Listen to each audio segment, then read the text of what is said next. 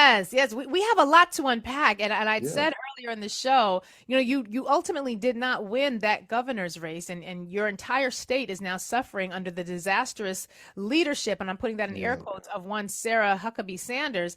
But they might have wanted to let you go ahead on and sit in that governor's seat because Yeah. you've had some time to do some Hmm. building, to do some organizing. And I'm just Hmm. grateful that we get some time today where you can share with us all that you have going on.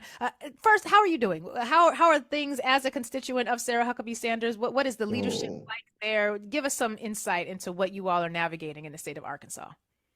yeah. Look, I'll answer that. I'll first say though, I'm excited to be on the show, and thank you for what you do. Thank the entire Urban View family from the morning to the night, because y'all keep us going, and I would just want to appreciate you for that.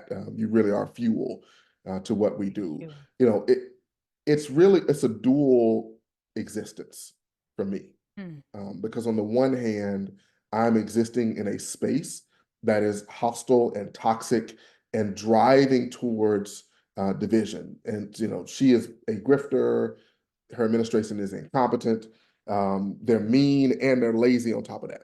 And I'm Oh, not. And this is objectively speaking because there are receipts for each one of those areas. And so we exist under that. And in this context, if you don't have protections, if you don't have safeguards, if you don't have a safety net, it can destroy you. I hmm. am I am fortunate and blessed that I have safeguards, protections. I'm surrounded by a loving wife and family. I put some things in place professionally, so I am somewhat isolated from the madness, but I don't isolate myself from the madness because it impacts so many of my people. Hmm. That's tough because the reality is, there is some benefit to being able to insulate oneself from the harms, but it can be difficult because even from an Mhm. insulated space, you see the impact on those who can't. Yep. Right. And Yep. as much as you want to extend that insulation to others, we realize the limitations of being able to do that. Hmm. So it's something that I grapple with. Me and my husband talk about this a lot. What does it mean Hmm. to be in a position where you can be protected from the harms, but that protection has limitations on how much other people can benefit from it. So it's a Exactly. real delicate balance, which is one of Hmm. the reasons, because frankly, there are a number of folks in a position like yours, Dr. Jones. You and I both have folks, I'm sure, like this in our friendship circles and our social circles who are quite comfortably insulated Quite from those things. comfortably. They're sitting just Hmm. fine. They don't even Hmm. see the fact that other people can't be Mm-mm. protected. And so we're going to put those people to the side for a minute because Yeah. those are not the laborers. The laborers are the Mm-mm. folks who, even in the benefit of being able to be insulated, are still doing the work. And from all that I have been able to see over the past several months, you are definitely doing the work. Before we talk about the PAC, before we talk about redistricting, I want to Yeah. take a Sankofa approach a bit. And I want to Yeah. look at the history that you are also delving into. Give us some insight into what we should know. I want to play the trailer as well, but give us some insight into what we should know about what happened a few generations ago in Elaine, Arkansas. Yeah. So I'll start with this. Labor and a desire to be rewarded for your work is something that there's always the labor struggle, and a desire to be rewarded for work is something that we have dealt with for centuries. Mm, And really, the Elaine massacre is at its core about our desire, Black folk, Black sharecroppers, desire to be rewarded appropriately for the work and the labor that they were putting in. So mm, Black sharecroppers in East Arkansas said, look, we need to unionize. So the labor movement, the union movement goes all the way back there. We need to unionize, and this was 1919 during the Red Summer. So there were dynamics happening all across the country, lynchings and massacres. They said, let's meet at a church. They met and they were beginning to sort of think about how they could go to white landowners and say, look, we demand more wages. Well, mm. like, white landowners found out about it. They came and to the church and they shot up the church. Well, Oh my right, God. right, during the church meeting. Well, these black folks wasn't having it. So they shot back. Oh. Right. And they ended up killing a couple of the white folks. And we all know what happened after that. What happened after that was one of the deadliest massacres in U.S. history. My God. Not only did they get other town folks from the larger town of Helena to come, but they also got federal troops to come in. And over the course of federal troops came, and over the course of several Wow. days, upwards of 200 people were massacred in the streets and left dead in Jesus. the streets. Right. Mm, All because they said, we are working hard and we deserve a little bit more. mm, We have earned it and we deserve a little bit more. They lost their lives because of that. So this documentary echoes from Elaine. It touches on the story, but it mm, really picks up a couple of generations later with mm, descendants of the KKK side, because the Klan was involved, a descendant from the KKK and a descendant from the victim side, the Elaine mm. sharecropper side. They meet for the first time. Wow. So it's a story of reconciliation. It's a story, to your earlier segment, how do we deal with trauma? And you talk about this Yeah. all the time. Like, how do we Yeah. overcome trauma? What are the mechanisms we can put in place? And so this is the story of them coming together, unpacking their own individual and collective history, and thinking about how we move forward. It's also the story of a community that has been torn apart by something that happened 100 years ago, and they're still feeling the impact of that thing that happened 100 years ago. And to My God. me, in the telling of that story in this moment, when we have a governor who wants to end AP African American history and wants to be on some anti-woke campaign and doesn't want us to really understand the impact of political and economic decisions on our communities, I think Mm. it's now the right time to share this sort of documentary. You know, the idea, when I was speaking earlier, the idea of creating a space for reconciliation. You know, we've seen all Mhm. across the world, there have been truth and reconciliation commissions when it comes to global issues. We've seen how you know, even here in the state of New York, we attempted to create sort of a reconciliation approach to how we were dealing with the racial justice ballot initiatives that the New York City Racial Justice Commission was putting Mhm. together. And truth and reconciliation, whether it's in South Africa, whether it's in Rwanda, very important to have a process to go through. Give us some sense as to how these two descendants, the descendant of the KKK and the descendant of a sharecropper whose life was lost, what process or what did they go through to be able to even sit in the same room? You know, you know that phrase, the sins of the father are then born down Mhm. into the other generations. What process were they able to come up with that would allow them to be able to even sit in the same space, not even just for dialogue, but to do all of the work that then came after? Yeah, it's interesting that you would ask that question. In part, it was organic, and it was born out of a desire by Sheila, the main character, who is African American, to begin to understand her own history a little bit more. And Mm, so Sheila connects with the descendant of the KKK side, and really, the process they went through, which was fascinating. mm, He is nervous and concern. And I believe it sort of touches on his concern, really comes out of um, a fear of retribution, wow. right? Yeah. And if Yeah. you notice, one of the reasons why people don't want to talk about, you know, how we reconcile, people don't want to talk about how we repay for the sins of the past, is because Mm, they're afraid that the folks who were oppressed will turn around and do the same thing that the oppressor did to right. them. That's When in right. fact, Sheila was past it. She had Mm, forgiven. So when they meet, it's amazing. When they meet, she embraces him with a big hug, and he's just like blown away by it. So I think part of what we see is the first step in the process is the embrace. Or actually, let me huh. back up. The first step is the willingness to engage in uncomfortable situation. The next step is the embrace, Mm, and then it's the unpacking of the collective history. wow. And so they walk through that in the story. I want to pause here. I want to let folks hear the trailer for this documentary. Again, they should have just let you be governor, because now you out here Now we producing got time. documentaries talking about racial justice. I want you to take a listen to this trailer. This is a trailer that's coming from the film that is highlighting the work that Dr. Chris Jones is engaged in. And it's important because one thing we have to be really clear about is that if we don't tell our own story, the story either is not told or is told in a way that further perpetuates the harm. I want you to listen to this trailer from Echoes from Elain, The Long Shadow of a Massacre. Let's take a listen. This is our town. We have the white folk side and the black folk side.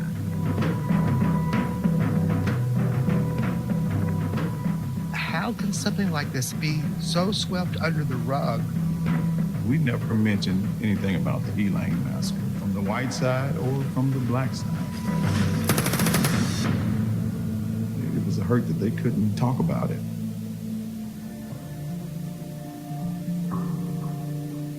If you don't unmask the demons, you're not freeing the next generation. I'm driven to not let this get lost. A memorial seemed to me an opportunity for reconciliation. This was just gonna make it come up. This memorial cannot feed me. My people need nutrition, better housing. Everybody just has different opinions about what's going on. It is a shrine to white supremacy. It was inflammatory to call it a massacre. I'm just waiting for somebody to try to drive into it. This was personal. It was our family. It made me proud, but yet helpless. You know, she was fighting off this cancer. There's a systematic effort to absolutely hide this thing. Suppress it. Just 2 generations removed. We're not ready to have that conversation at all. How would I ever be able to tell this story? Those were the voices of folks featured in the documentary. Dr. Chris Jones, talk with us about how they went from that embrace to then what it all that is that we see portrayed in this film. What happened next? Yeah, so I actually want to highlight something that that was said, and the descendant of the clan, he mentioned, part of his quote was about unmasking the demons. Yeah. And really, I want to make the link back to your earlier segment when you were talking about Killmonger. And I think part of what they did that we need to collectively do is actually unmask the demons. When we keep the demons masked, and it has to be all the demons. Killmonger was dealing with the demon of not knowing who was he, what was his past, where were his roots, of feeling abandoned, of feeling left alone, of feeling like I have all this power, and yet I'm unable to use this power. Right. And so the Elain descendants had to deal with the demons of their families being plowed down. And imagine what the community would have been like if they had been able to live. Imagine what Tulsa would have been like if they had been able to live. And you can name community after community. And I think as a country, certainly as a state, if we don't unmask the demons, we won't be able to not only deal with the past, but then prepare ourselves for a vibrant, bright future. That's right. So that's the process that they sort of began to go through. And the film both tells the story, but our goal in the film, my wife and I are executive producers. We're not the filmmakers, so that's not my thing, but we are helping them. But our goal is to begin to provide some framework and some seeds for people to have these kinds of conversations, because that's where the healing, I believe, takes place. Yeah.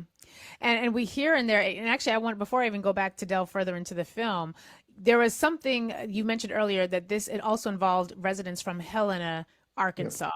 And is that the same Helena, Arkansas that is now facing the water crisis that you spoke about with us the last time you were here? So okay, yes, bring these it's connections. All connected. It's all connected. Bring it home, brother. Bring it home. So Elain is a sort of small town that's not far from Helena. Helena was the big city. Now, even though Helena was the big city, it is now a high Black population area. And I believe, this is my belief, that the demons of the past are what still haunt the city. And our state's unwillingness to address the past. You know, and it's happened in place after place across the state, but specifically in Helena, as I mentioned the last time, you know, they're still facing poor water conditions. You know, our governor's running around taking flights everywhere and buying expensive lecterns and Wi-Fi ice makers. And Helena, and that's all true. Like, there are receipts. And meanwhile, citizens of Helena who have to deal with the long history of a violent incident in their broader community are now having to deal with poor drinking water, now having to deal with poor living conditions, now having to deal with a lack of actual jobs and a closing of schools in their areas, right? So all these things are happening now. When we think about the way that the past continues to influence what we're experiencing right now, there were a number of folks featured in the film, a number of voices that had different perspectives, because now there's this memorial after this effort at reconciliation. There's a memorial that's going to be erected that discusses this massacre. Frankly, I'm sure a number of folks in this audience are learning about what happened there for the first time just through your telling of the story. How did we go through the reconciliation process following these characters? These two folks who are portrayed prominently in the trailer, how did they move through that process such that we are now talking about establishing a memorial to the victims of the Elain massacre? Yeah, so interestingly, and this is not unique to Elain, things happen in parallel, right? So there isn't one master planner that is saying, all right, let me bring reconciliation and then we'll have a memorial and then we'll address that. So things are happening in parallel. And the memorial project was happening in parallel with the sort of the pivotal moment that the characters in the film had, and when they said, let's actually meet and bring healing to our own individual families. So they're happening in parallel, not necessarily connected, but they're a part of the same story. So the memorial itself then is going to be established there in the town in that community. It's going to acknowledge, as have many memorials. We were also seeing now we're in the era of sort of bringing down or tearing down Confederate monuments and instead erecting monuments that are really speaking to what the diverse communities of this nation have experienced. We're seeing folks like my former law professor, Brian Stevenson, the work that he and the Equal Justice Initiative are doing, establishing memorials all over the South where there were lynchings and similar sorts of just violence like the which you just shared. And so the idea of having a memorial is extraordinarily important, of preserving this history, because without this film, without those sorts of efforts to hold on to that history, then it gets lost. And then we're just left thinking that places like Helena just don't have water because they don't pay their bills. It's a tax issue. It's on them. It's bad infrastructure. We have to be able to make those connections. And I heard one of the voices in the documentary say that, as great as the memorial is going to be, this memorial can't feed my community. Give us some sense as to some of the tension that exists around the idea of investing in preserving history when there are also other needs, concrete needs, tangible needs. I need water, I need jobs sort of needs competing for a level of investment that it sounds like your governor is not at all interested in making. No, not even close to being interested in making those investments. In fact, I'll do you one better. Some farmers recently requested assistance from the state. Now, most of these farmers are chicken farmers, and so they don't look like me. And they requested assistance from the state. Well, Sarah and the legislator said, no, we don't give handouts to pay for your debt. Oh. So they are grifting from their own. Meanwhile, again, you buy a $19,000 lectern. Meanwhile, you say, okay, we will take public money and allow private schools to take that public money. So what the hypocrisy of it is what we exist in. Now, in terms of Elain itself, there's real tension. I mean, it's a matter of resource allocation. And that's really what politics is. Politics is the business of allocating resources. Sometimes it's financial resources, it's human capital, but it's where do we allocate, it's decisions about where we allocate resources, which is why, number one, politics is everywhere and impacts all of us.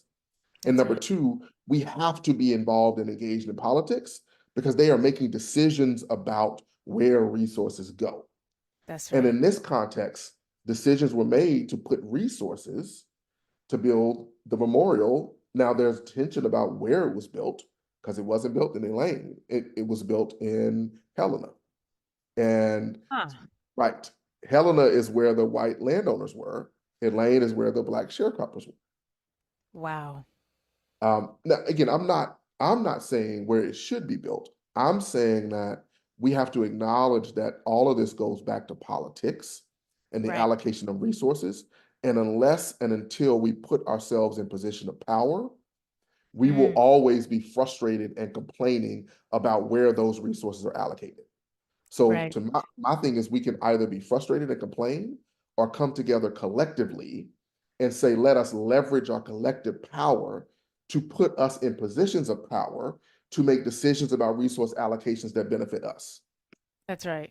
I've been saying that politics are about who gets to decide, right? Like who There it gets to is. decide all the things, because to have a memorial like this that might, some would think, bring some financial resource into the community that houses it, and to place that in the community of the folks who perpetuated the harm, as opposed to putting in the communities that actually experienced that. That's another thing. We have these situations where we are not as fully present in the political decision-making process as we should be. And even when people who benefited from our oppression try to attempt to address it in some way, that self-serving nature always comes to the forefront, and they end up doing so in a way that also makes them feel really good about the fact that they are memorializing something that was really awful that they all continue to benefit from. Where do things stand now in terms of the efforts at reconciliation? I'm so glad that you're speaking to this point, because that really is something that it's one thing to have an interpersonal need for reconciliation. When we're talking about reconciliation across issues of race, across issues of abuse and racist violence, that to me is so next level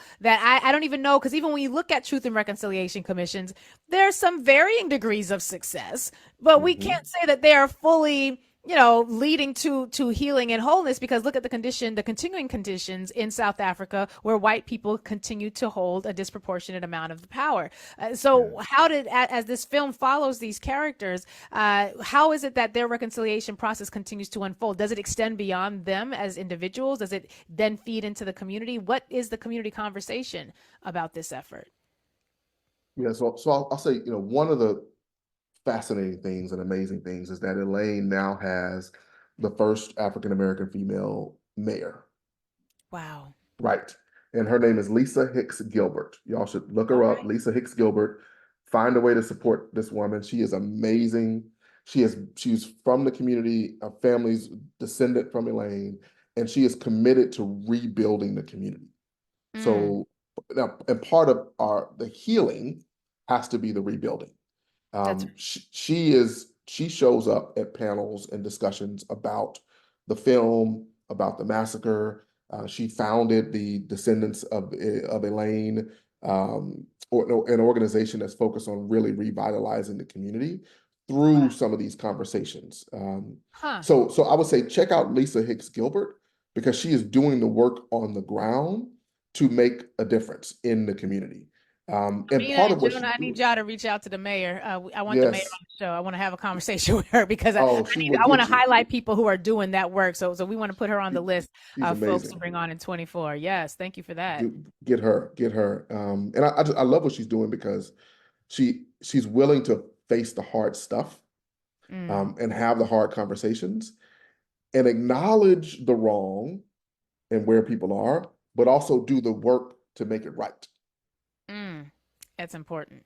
That is important. How did you and your wife get connected to this story such that you're now executive producing the film? Yeah, it's one of those things, you meet so many people on the campaign trail that I ran into them on the campaign trail. And for me, when there's a resonance with my values, I tend to try to take it the next step and see how there can be partnership. And there was resonance with values, and both being truthful and honest about a painful history, but then taking action to do something about that painful history. And so that we said, hey, let's figure out how we can help. The filmmakers are in post-production. And so when I was speaking with them, they were saying, look, we have about 50 to 75,000 left to raise. So if anyone wants to support, go on and support. It's echoesfromelaine.com. And so I came on to help them raise that last bit of funds. My wife and I did. We actually did a screening in Little Rock at Mosaic Templars, which is, by the way, another fascinating organization. Key Fletcher runs Mosaic Templars. She's a sister. You should have her on because she has revitalized that place. Mosaic Templars was built by former enslaved Africans that were engineers and entrepreneurs. It was the anchor in the community on 9th Street in Little Rock. And the part of the building, it burned down like 16 years ago, but the cornerstone was there. And they were smart enough to put some of the founding documents inside the cornerstone, and it survived the fire. What? So Look we did a Black excellence. look, Come we did on. a screening at Mosaic Templars and of the film not long ago, and it was a great conversation, and Lisa Hicks Gilbert was there. I love that. I love that. So you're raising money for this film in post-production, and these are the types of things. So I'm always trying to tease out, how can people support? If you have some coin, you can go ahead and your coin to support the telling of this story. We're going to go ahead and tweet that out as well. Nubia, I just put the link in the show chat. We're going to tweet it out and put it out on Threads also, because this trailer itself is absolutely riveting. The imagery and you see the cotton fields. You see, I think you said her name was Sheila. Yeah, Sheila Moore. Walking through, holding on to cotton, that is just so reminiscent of what was happening. And the fact that this story stems from a group of sharecroppers who we kind of in our minds think of as some of the least empowered people in American history, sharecroppers, enslaved Africans. We tend to recognize that the absolute absence of power that existed in those relationships, the fact that they had come together to demand collectively, this is Ujima, folks, collective work and responsibility, command collectively that they deserved better. And then stand on it, and as the kids say, stood on business, and then ended up paying the ultimate price. Ended up paying the ultimate price. These are the lessons, not just that we can know about what happened in the past, but we got to figure out how that lesson translates to today. Because we got to figure out what it's going to mean to require reconciliation and moving forward, and the demand of what it is we are justly owed in this day and age. Speaking of being justly owed, I want to talk about some electoral power by way of redistricting. You guys have a lot happening when it comes to redistricting in the state of Arkansas.